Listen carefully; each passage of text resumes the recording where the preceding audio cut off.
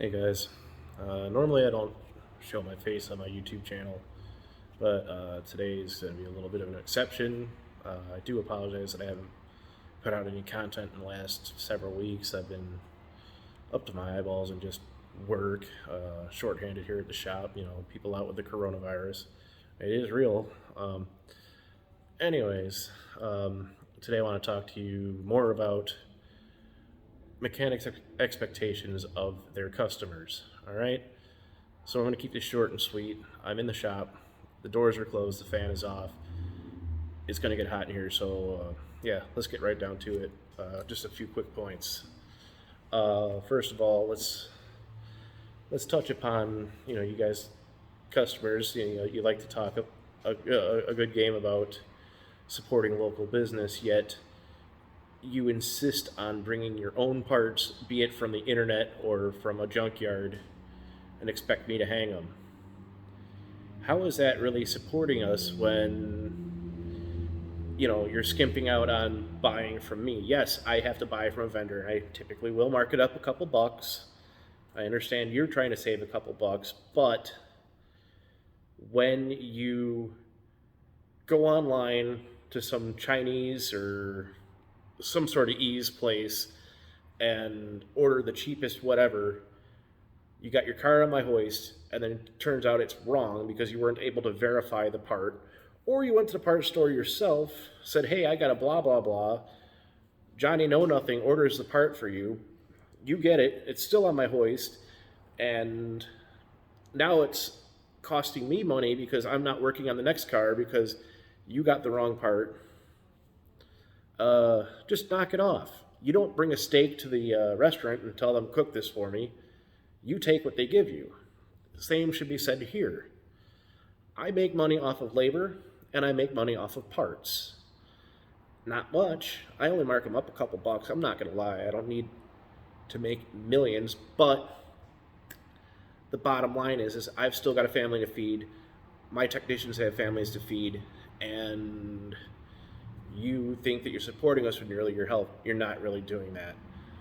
Furthermore, you bring in some junkyard part and expect me to work miracles. Fine, I'll hang the part. Not that I want to. More often than not, I'm going to turn you around and send you out the door. I don't care. You need to understand, I will not warranty parts that you bring me. So if that thing fails, you're shit out of luck and you're going to have to pay me again. Once you cross that curb, you're not my problem anymore. Say you bought the parts from me. We'll say, for example, lifetime shocks.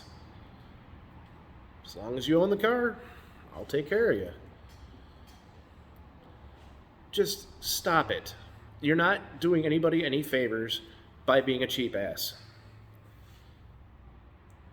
Anyways, that's the bottom line there. Just don't. Leave it to us to find you the correct parts. You don't know what you're looking at. If you did, you wouldn't be bringing me the car. All right, so on to the next point. Diagnosis. People ask me all the time, why am I paying for this? Well, I paid $2,000 for a scanner. Actually, I paid a lot more than that because I've got multiple scanners. I've got one that's worth about 10 grand, and I've got one that's worth 2 grand. There's a difference between a good scanner and some little Mickey Mouse piece of shit you get from AutoZone. You're paying for my knowledge. I got to pay for that tool. Anybody can go into AutoZone and get a free diag. Plug it into the car, and the kid who has absolutely no experience working on a car is going to say, well, it says here you got an oxygen sensor out. Here, let me sell you an oxygen sensor. They sell you the oxygen sensor, you go home, you change it, you plug it in, you start your car, and the light comes back on. So you take the sensor out, you bring it back to AutoZone, you cuss the little kid out for selling you a bum part. He apologizes profusely, gives you another part. You go home, plug it in, and you still have problems.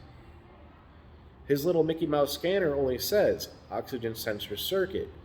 His little peanut-sized brain says sell the guy an oxygen sensor.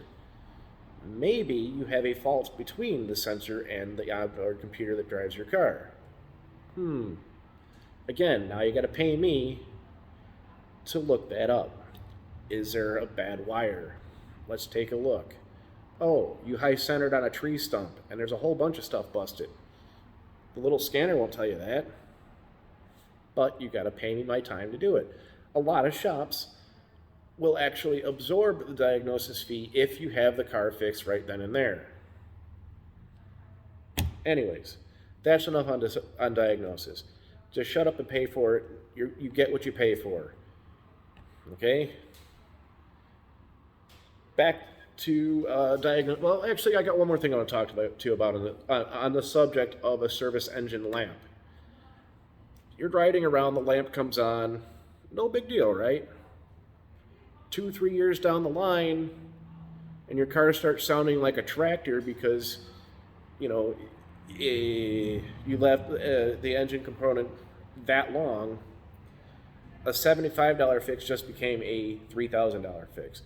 Case in point, on the General Motors 2.4s with the variable valve timing, I've seen a lot of people use cheap oil, even though the owner's manual tells you use synthetic, Dexos-approved oil only.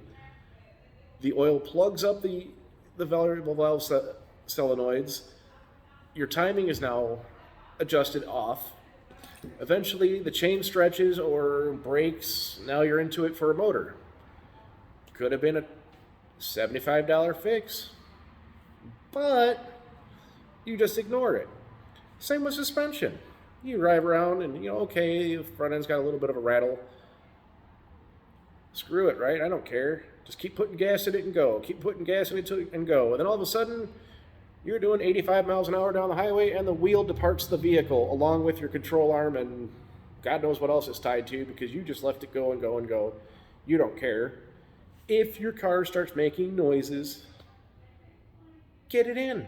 It's simple. Most shops don't even charge you to shake down the front end or even charge you to look at your brakes. If the car starts squealing, rattling, making any kind of noises, just take 5 minutes out of your time. I know you're not that busy, playing Candy Crush or dicking off on social media. Just get into a shop, get your car looked at. This could be a matter of you not causing an accident and hurting yourself or somebody else around you. Take care of your car. And while we're on the topic of coming to the shop, going to the shop should be treated just like going to see the doctor. You wash your balls or your ass before you go to the doctor, right? How could you bring me a car that's full of garbage? I mean, the thing smells like the southern end of a northbound skunk. You can't even see the floor, yet I got to crawl through all that shit. And I'm telling you, shit. I've seen people bring me cars with soiled diapers in them, and I got to lay in that shit to look under your dash to see if why your heater's not blowing air. Are you not embarrassed of the trash that you bring me? That's your car. That is an extension of you. What does that make me think of you as a person when you bring me a dumpster fire? And not just me, I'm speaking for all technicians. Wash your fucking car. I know, I cussed. Demonetize me, I don't care. Wash your piece of shit. Don't leave garbage in there. And for Christ's sakes, most states now it's legal to smoke weed. Not everybody likes the smell of it. You don't need to sit there and suck on a roach and then bring your fucking stinking ass car to me. First of all, it's legal to do at home, not behind the wheel. There is such a thing as high driving. Knock it the fuck off. Same for smoking the cigarettes. Your car smells like a damn ashtray because your ashtray is overflowing onto the floor. I don't smoke cigarettes. I can't even take the smell of them anymore. Yet, here you are expecting me to get into this sewer that you call a car.